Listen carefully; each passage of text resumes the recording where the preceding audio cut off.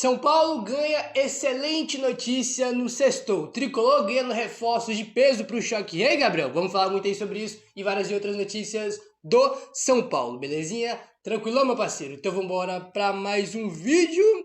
Seguinte, rapaziada, sexta-feira aí São Paulo venceu ontem o Fortaleza lá no Castelão, né, cara, jogando lá no Ceará, grande vitória fora de casa do São Paulo. E hoje já foi de todo mundo se reapresentar, porque, irmão, não tem tempo não, jogou quinta-feira. Hoje é sexta, amanhã é sábado, domingo já tem choque rei, entendeu? O espaço ali, né, do jogo pro Fortaleza pro jogo contra o Palmeiras, bem pequeno. Né? O espaço aí de um jogo pro outro, bem pequeno. Então, irmão, vencemos ontem, coisa linda, baita vitória de São Paulo. Ainda mais pelo contexto, né, um a menos. Mas já tem que virar a chave, porque domingo tem nada mais, nada menos do que choque rei. São Paulo e Palmeiras. E tivemos boas notícias na reapresentação aí de hoje, tá bom? Vamos lá, informação do GE. Ferrarese avança em recuperação e Lucas Moura e Alan Franco treinam normalmente com o elenco, tá? A gente tem já o Ferrarese, já tá alguns jogos que ele tá fora. O Lucas, né, pelas informações que ele foi poupado do jogo contra o Fortaleza, visando o clássico de domingo. E o Alan Franco não foi poupado, o Alan Franco tava com sobrecarga muscular, né? Aí ele nem viajou pro Ceará para enfrentar o Fortaleza ontem, entendeu? Então cada um tem uma situação específica aí, ó. O São Paulo iniciou nesta sexta-feira com um treino no CT da Barra Funda, a preparação para o clássico contra o Palmeiras neste domingo às 16 horas, né? Às 4 da tarde que vai ser esse jogo aí.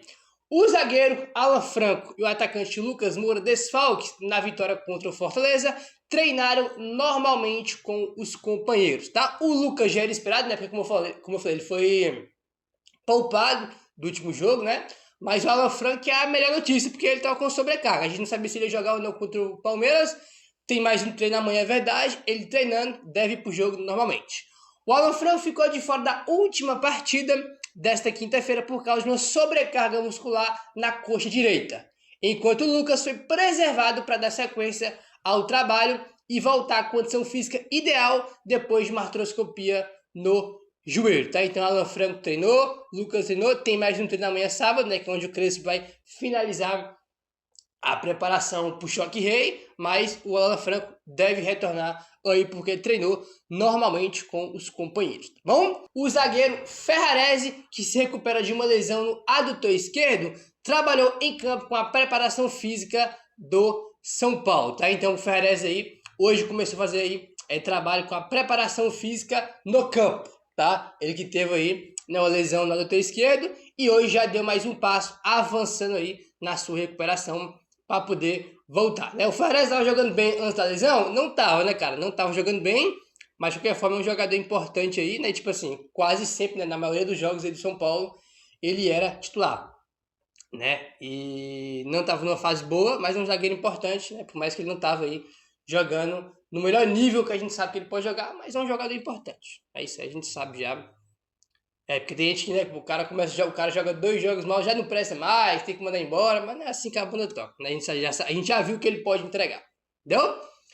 O São Paulo voltou para o CT da Barra Funda horas depois da vitória sobre o Fortaleza.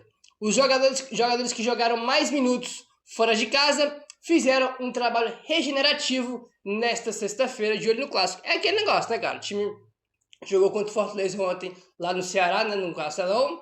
Aí depois, acabou o jogo, todo mundo já voltou para São Paulo, né, porque o São Paulo não dorme mais nos jogos, né? Quando ele vai jogar fora de casa, ele não dorme mais no lugar, né? Todo mundo jogou, todo mundo tomou banho ali, se arrumou, já volta logo depois do jogo para São Paulo. Todo mundo já volta para casa aí logo depois do jogo. No caso, por CT da Barra Funda, né? Porque os jogadores aí ficam no CT, né? Porque já tinha que se representar logo pela manhã.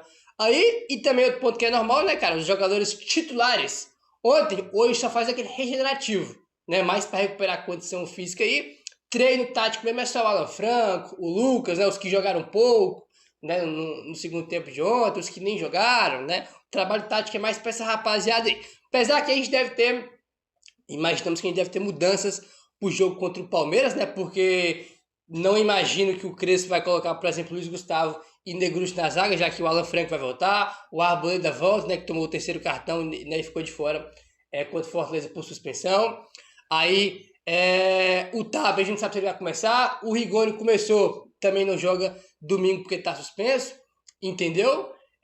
Tem o Marcos Antônio, né, que nem jogou ontem, talvez, acho difícil, mas quem sabe pode começar. Então a gente vai ter um time diferente aí, né, pro jogo contra o Palmeiras em relação ao time que jogou ontem contra a equipe do Fortaleza, né? Enfim. Bom, vamos seguindo aqui, rapaziada, né? E antes de encerrar, né, o São Paulo treina amanhã sábado, último treino, que o Crespo finaliza aí a preparação, né, vai definir os últimos detalhes para enfrentar o Palmeiras no domingo no estádio do Morumbi, né? Se vencer esse jogo aí vai ser coisa linda, né, cara? Vai ser coisa linda aí porque São Paulo, cara, aqueles 3 pontos que perdeu contra o Ceará vão fazer uma falta grande. Ainda bem que o São Paulo venceu o Fortaleza ontem, que era um jogo difícil, de mais com a menos, né, para compensar, entre aspas, né, o jogo contra o Ceará, entendeu? Mas enfim, olha só, rapaziada, um jogador que é muito criticado pela torcida, né, é o Tapia, né, cara? Ontem ele jogou bem, não só porque ele fez gol. É claro que quando o cara faz o gol, ainda mais um gol importante como foi de ontem, né, pô, o cara fez o gol no começo do jogo e logo depois a gente ficou com a menos. Então, tipo assim, um gol super importante que o Tapia fez.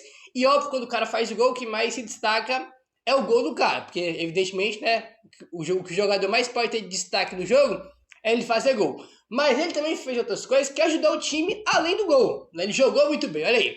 Na partida de ontem, o Tapia venceu 11 de 20 duelos contra os defensores do Fortaleza, além de conseguir cavar 6 faltas para o São Paulo, tá? Duelo é dividida, pô. Lançaram lá a bola para ele, né, irmão? Ele tá dividindo com o zagueiro, ele ganhou um duelo, ele perdeu, né? Ele teve 20 duelos contra a defesa do Fortaleza, ganhou 11, né? E perdeu 9, mais duelos individuais do que perdeu. E ainda cavou 6 faltas pro São Paulo. Teve alguns momentos ali do jogo, né, cara, que o Fortaleza tava com mais poste de bola, com mais volume, porque tava com um jogador a mais.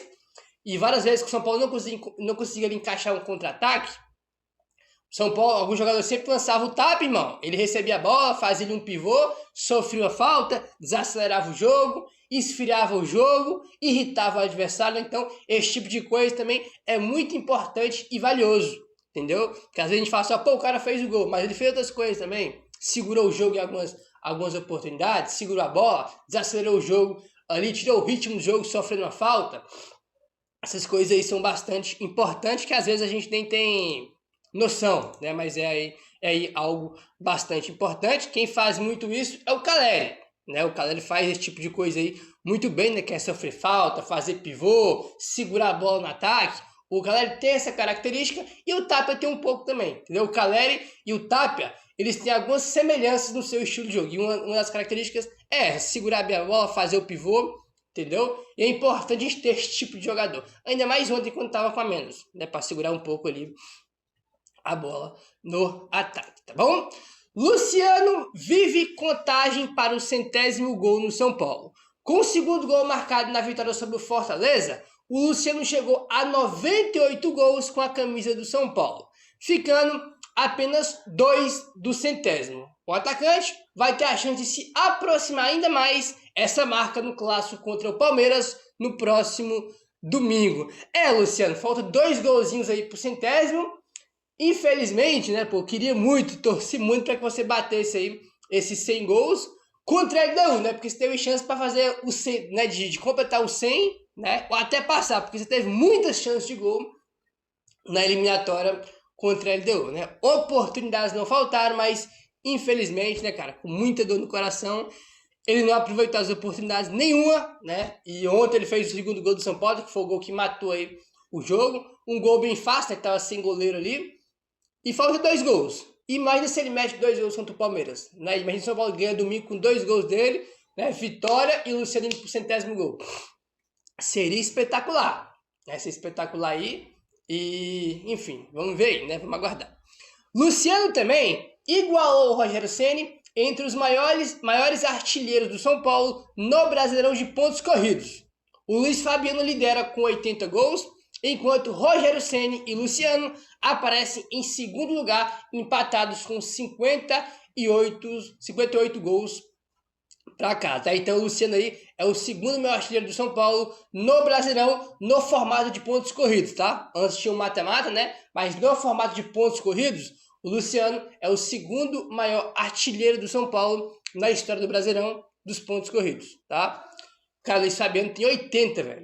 O Luiz Fabiano é o primeiro, tem 80, o segundo é o Ceni e o Luciano com 58. Né? Tem 22 gols de diferença aí, cara. O Luiz Fabiano realmente era uma aberração, né, cara? Se você for olhar a média de gols dele no São Paulo, na carreira dele inteira, cara. Ele era um baita atacante aí. Infelizmente, ele não jogou no São Paulo numa época aí que o São Paulo ganhou tantos títulos, né? Porque se você for olhar o tanto de gol que o Luiz Fabiano tem, os números dele, a média dele, cara, tipo assim, merecia bem mais títulos do que ele ganhou, né? Ele ganhou, se não me engano, só a Sul-Americana e uma Rio-São Paulo, se eu não estou enganado, né? E tipo assim, se você for olhar em ranking de artilharia da história do São Paulo, o Luiz Fabiano sempre tá com o nome dele ali inserido, né? Então realmente o cara era um absurdo aí, né? Enfim, o Luciano tá com 58 gols, o Luiz Fabiano com 80, falta 22 gols. Será que dá pro Luciano pegar? Depende do tanto de tempo que ele ficar no São Paulo, né? Pode ser que talvez ele não fique ano que vem, né? Enfim, tinha que ficar aí mais uns 2 anos mais ou menos para bater esses 22 gols, né, que faltam para chegar no Luiz Fabiano, né? Mais 22 gols só de brasileiro, né? Porque a estatística aí é só de campeonato brasileiro. Bom, enfim. E rapaziada, olha só isso aqui. O São Paulo é o clube que mais venceu adversários nordestinos em toda a história do campeonato brasileiro, tá? O São Paulo aí, entendeu? Ele já era antes do jogo de ontem, tá? É que essa estatística aumentou após a vitória contra o Fortaleza. O São Paulo tem 161 vitórias contra times nordestinos, tá? São Paulo é o time que mais venceu. Em segundo é o Flamengo, que tem 155, então o São Paulo tem 6 vitórias a mais que o Flamengo contra times do Nordeste, né? Então, tipo assim, mesmo se não tivesse ganhado antes, o São Paulo já tinha, né, essa liderança aí nessa estatística. O São Paulo tem 161 vitórias contra nordestinos, em segundo o Flamengo com 155 e em terceiro o Palmeiras com 150, tá? O São Paulo ganhou 161 jogos contra nordestinos em 275 jogos, tá? De 275 jogos, o São Paulo ganhou 161. Cara, o São Paulo, toda estatística de campeonato brasileiro, o São Paulo sempre tá. Por mais que tenha times que tenham até bem mais títulos que o São Paulo sempre tá ali, né, cara, com estatísticas ali, né, tá bem alto nos rankings de estatística quando o assunto é campeonato brasileiro, entendeu? Gol, participação, histórico de goleadas, né, agora contra times aí, vitórias contra times nordestinos, o São Paulo sempre tá nos rankings aí de estatística de Brasileirão, né? São Paulo realmente é um colosso aí em campeonato brasileiro. Vamos seguindo aí, rapaziada, e vamos falar agora sobre notícia, tá? Que a gente tem sobre mais mudanças no futebol brasileiro, Gabriel. Será? A gente teve aí, né, a CBF anunciando o novo calendário do futebol brasileiro na quarta-feira, né, que foi anunciado aí. O Sami Michel, que é o presidente da CBF, falou também no dia do anúncio do calendário que em breve vai ser aí, né, cara, divulgado, né, mais novidades em relação ao fair play financeiro, né, que vai ser divulgado as regras do fair play financeiro, então vai ter, então, fair play financeiro, novo calendário, né, estamos tendo aí mudanças no futebol brasileiro e a CBF quer fazer mais mudanças ainda. Segundo o Diogo Dantas, do portal O Globo, a CBF quer padronizar os gramados. O tema é uma das principais demandas dos clubes da Série A do Campeonato Brasileiro. Querem melhorar a qualidade do piso e também preservar os jogadores.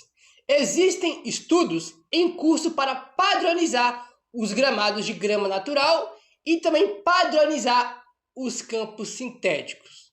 Só que aqui já está errado. Padronizar. O que é padronizar? Padronizar, mano, padrão. Padrão é algo só. Entendeu? Ó, vai ser desse jeito, assim, ponto, acabou. Padronizar, para tudo ser igual.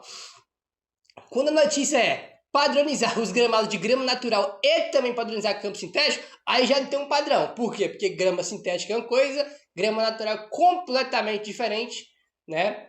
Uma coisa da outra, cara. Tipo assim, são dois mundos diferentes. Inclusive, os jogadores, né? Boa parte dos jogadores aí, não é o Gabriel que tá falando, quem tá falando aí é os jogadores, falam que é outro esporte jogar na grama sintética. Então você já vê o nível de diferença que é sintético para o gramado. Fora que, né, todos os jogadores de futebol preferem jogar na grama natural do que na grama sintética.